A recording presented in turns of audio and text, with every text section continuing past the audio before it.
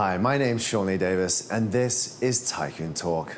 Today, I'm spending some downtime with tastemaker Paulo Pong, an MIT graduate who pursued his passion for wine by founding the industry-leading Altaya Group, as well as the Press Room group of restaurants. Hong Kong is one of the wealthiest cities on the planet. I'm on a journey to meet the most successful business leaders who can inspire a new generation of entrepreneurs to help our city remain truly world-class. I also want to get behind the public persona and find out their secrets for extreme success.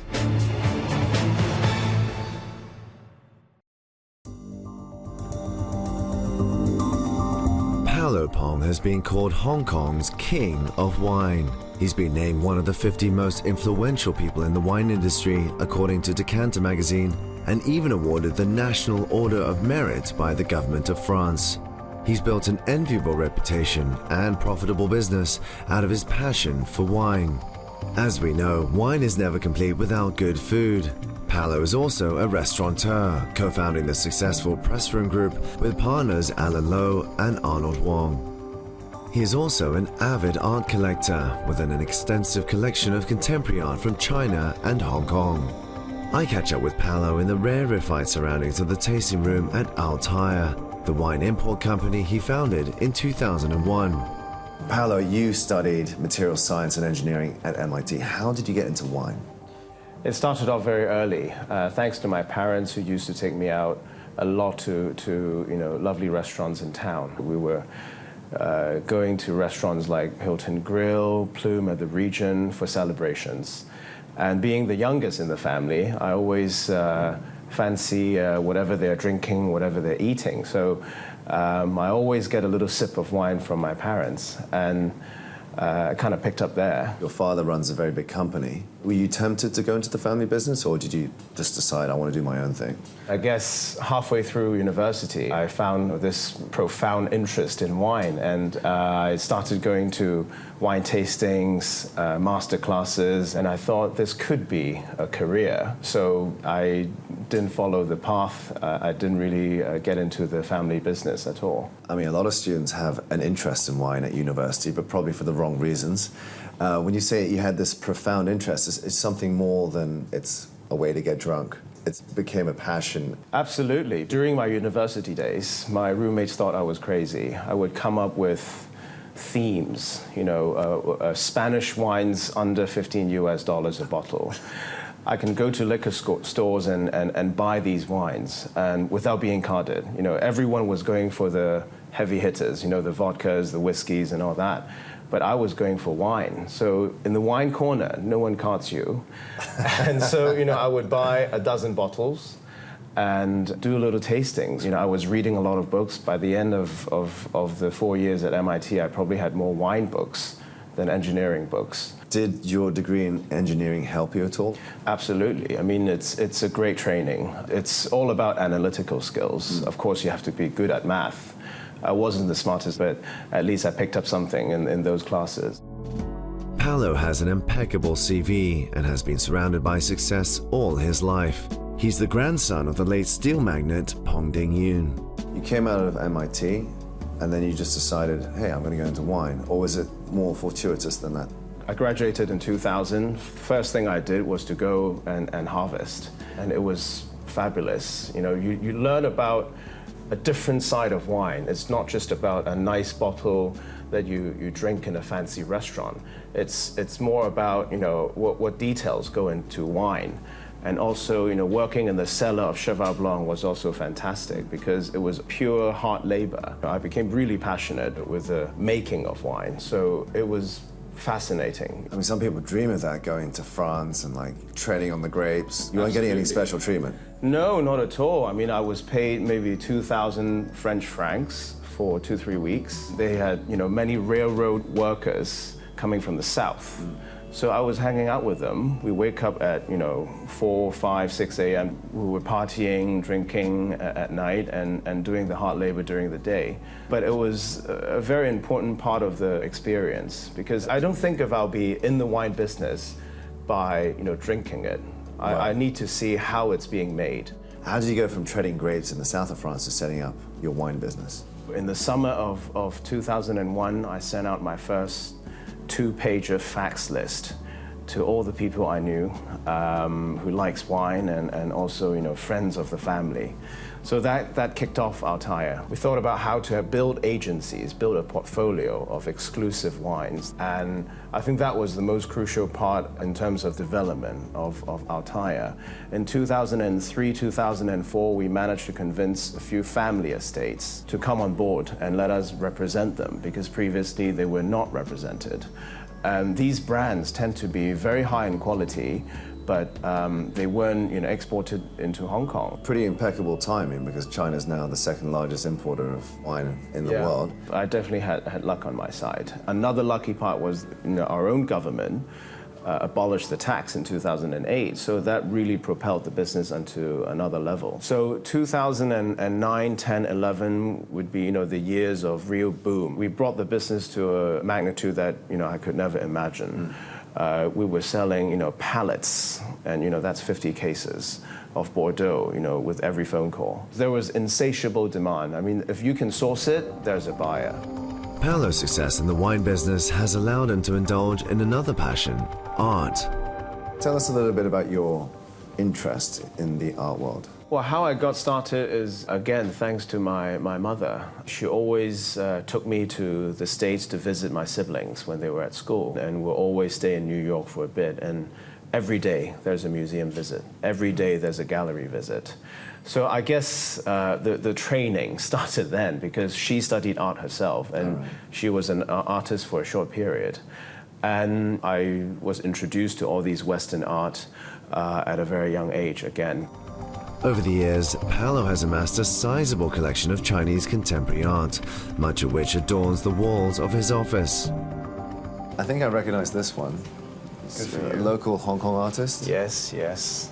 So supporting the local trade, that's what we like to see? Oh, yes. Lam Tung Pang, great artist, very young. He's in his 40s. He obviously has the fundamental ink painting practice, and he likes to play with all these little figures, which he finds in toy shops. So I find it to be very interesting and fun. Are we going to see a burgeoning scene in Hong Kong, not just the trade of art, as in Art Basel, but also actually Hong Kong producing local artists? Well, with all the different institutes that we have, they have some amazing professors there. They have some amazing students there. They have some professors who are actually artists themselves, like Kun Wai Bong at Baptist U. And they are definitely being recognized, and they're also educating the next generation of artists. So I think it will come. Hong Kong artists will have their moment, for sure. As well as wine, Paulo entered the restaurant business in 2006, co-founding the successful Press Room Group. You're one of the co-founders of the Press Room Group, which owns the Pawn, Duddell's. Yeah. How involved are you with that operation? Whenever it comes to business development, whenever it comes to choosing new location, finding a franchisee, that's when I get involved the most. In terms of day-to-day, I no longer do that because we have a great team. It's important to be involved, so I visit all the time the restaurants. I go there and eat. I talk to the chefs, talk to people in the front of house, talk to people in the office. But I haven't really touched on the day-to-day for a while. How does someone who wants to go into the F&B business now get on the ladder and start a restaurant? How will they survive? You need to be very creative. You need to be unique in your concept. You need to be very business savvy. You need to do your math very well. And be creative with your location. Find a place that wouldn't cost you so much. Now you have plenty of restaurants in Kennedy Town, in Sai Ying Pun, in different spots where people would never imagine open restaurants. Join me in part 2 for a roundtable discussion with Paulo at one of his restaurants in Wan Chai. We'll discuss the state of the wine business with a leading wine critic and a winemaker from one of France's most prestigious estates. Plus, I visit one of Paulo's shops in Central for a blind wine tasting, or in my case, a very blind wine tasting.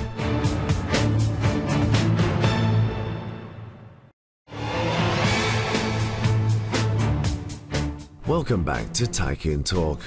I'm spending time with wine connoisseur Paulo Pong. Since setting up his own wine import company, Altaya, in 2001, Paulo has built a reputation for sourcing the very best wines from around the world for top-end private collectors, leading restaurants and hotels. Paulo is also a successful restaurateur in his own right, co-founding the Press Room Group in 2006. We're heading for one of his best-known restaurants, housed in a historic building on Johnson Road.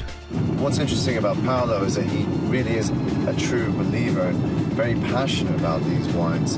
He could have gone into the family business, but chose to start up his wine business and also his restaurant business. We're joined for lunch by Olmo Fernandez of the Press Room Group, Will Lyons, a wine critic at the Wall Street Journal, and Paulo's mentor, Pierre Lutin, head of the prestigious French winery, Chateau Cheval Blanc. Gentlemen, thanks so much for spending some time. It's great to have such luminaries in the same room. Pierre, great to have you here. You've known Paulo for many, many years. How did you Yes, and Paulo is a great friend. I remember the first appointment with Paulo in Cheval Blanc, and I share with Paulo the passion, the wine passion. Absolutely. No, I mean, Pierre is a real mentor, because at that stage, I honestly knew nothing about winemaking. He really brought me under his arms and you know, guided me through the whole process. When you see him now, are you proud? I mean, was he a bit, you know, naive and spoiled when you met him, and now he's a grown man, a successful businessman? Has he come a long way? I think I am very proud, yes. It's very important, and I've done the job of Paulo to have a little experience in the wine business, in the wine culture. You know, there's been a lot of talk about change of climate and climate change affecting weather patterns. Has that affected your wines in any way? No, but I changed. I put the olive trees now. No, I think for me it's yes. You have the global warming, but you have also the cool vintage like 2014. It's not a hot vintage. It's very classic vintage, and it's a new fashion. And in Hong Kong, and the new consumer loves the very fresh and so very elegant and very subtle wine. He don't love the very heavy wine with a dark color. I suppose you share this opinion with me. I mean, balance is key now, because, you know, with the food that we offer in our restaurants and wine as well, people are not looking for, you know, excessive flavors. You know, they want the right balance. They want the right acidity, the right amount of flavors and portions. You know, no one is really going out there for excess. So this has really changed in our industry, for wine as well as for food. Bordeaux has been the darling of the wine industry here in Asia for the last 5 to 10 years. I think the key for me for Bordeaux is that freshness. And you have that because Bordeaux is a marginal climate and it sits on the Atlantic. That's the special thing about Bordeaux. It's got a lot of power, but at the end of the day, it's a very elegant wine. We're seeing a shift now to Burgundy. Have you noticed this? They want better quality. They're a little bit more refined. They know what they want. That broadening of the palate, the local palate, I don't even think that we're going uphill. It's pretty much up there already. Do you think China will ever make a great wine? Obviously, Chinese people investing, Hong Kong people investing, as well as French people investing. I believe your parent company has a you know, winery in Shangri-La area, and they're going to come up with a brand new wine later this year. Whether we can find a Bordeaux equivalent, you know, region in China, or a Napa equivalent, or a Burgundy equivalent, I'm not so sure. Out of the Chinese wines I've tasted, I think they're very much a work in progress. But they have bought a lot of sort of mid-ranking chateau in Bordeaux, and they're importing that expertise to China. I mean, a fine wine region just doesn't happen overnight. I mean, this takes 40 to 50 years of vine growing. So we won't know until 40 or 50 years' time whether there is a great region out there. They're investing big time. They're the ones drinking the good things. They're the ones that are coming in and are more excited about drinking different things, or different regions, or different wines. The interest is definitely there, much more than in other nationalities that we have around the restaurants. They have a thirst to learn, to drink, to educate. So I think that will only translate into eventually better winemaking practices. Paulo also serves the everyday wine lover through a chain of 7 retail outlets. Three of the stores are unusual in that they each specialize in wines from only one region. Paulo takes me to the Burgundy store. Are you going to see growth in Chinese buyers coming to Hong Kong looking for Burgundy, or are they diversifying there? I think at the moment, Burgundy is still very new in China. I mean, they like brands, so, you know, they're going to stick with the top names. And honestly, there isn't enough quantity to go around for a lot of these Burgundies. I mean, some of these wines, we're talking a production of a few hundred bottles. Paulo's top tips for investing in wine are: start with the blue chip wines such as top Bordeaux, top Burgundy, and top Champagne. Go with the well-known vintages such as Bordeaux 1982, 1989, and 2000, Burgundy 2005, 2009, and 2010, or Champagne 2002. And finally, split your portfolio into different categories and don't just invest everything into one wine or one particular category. We're joined in the shop by Mathieu Marc Pouchon, Paulo's retail director, who's arranged a blind wine tasting for us. Pitting me against an experienced wine expert like Paulo seems like a non-starter, but I'm game to try anyway. Mathieu, we're going to do a blind wine tasting. I have a formidable opponent in Paulo. I have to say the chances aren't very good in my favor. Can you explain to us what the rules are?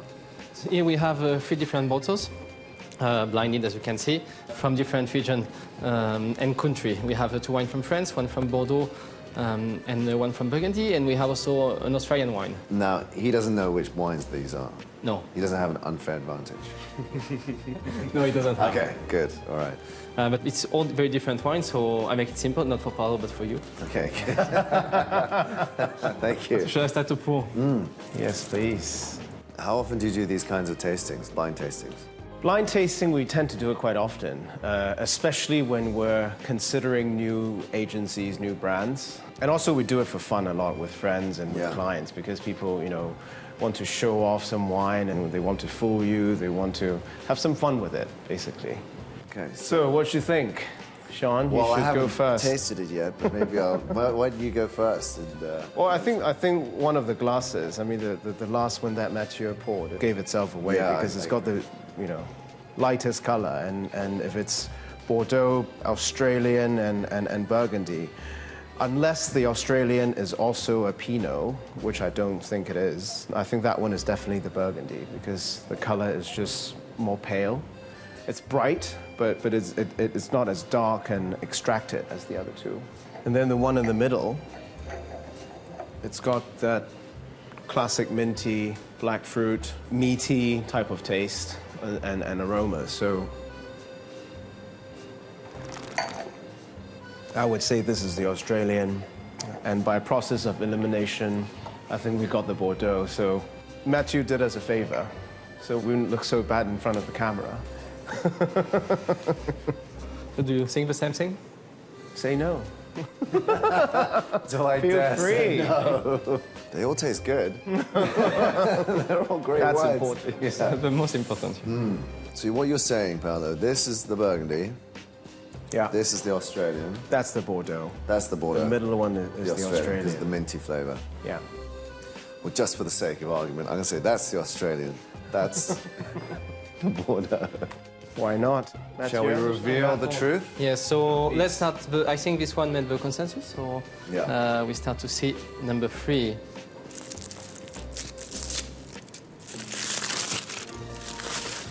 So number 3 is a Burgundy, and vintage is 2010. So it was all the wine today at 2010. It's a Premier Cru Les Brouillards from Domaine de Montilly. Well done, This is a Paulo. Burgundy. Cheers. I would have guessed that, by the way.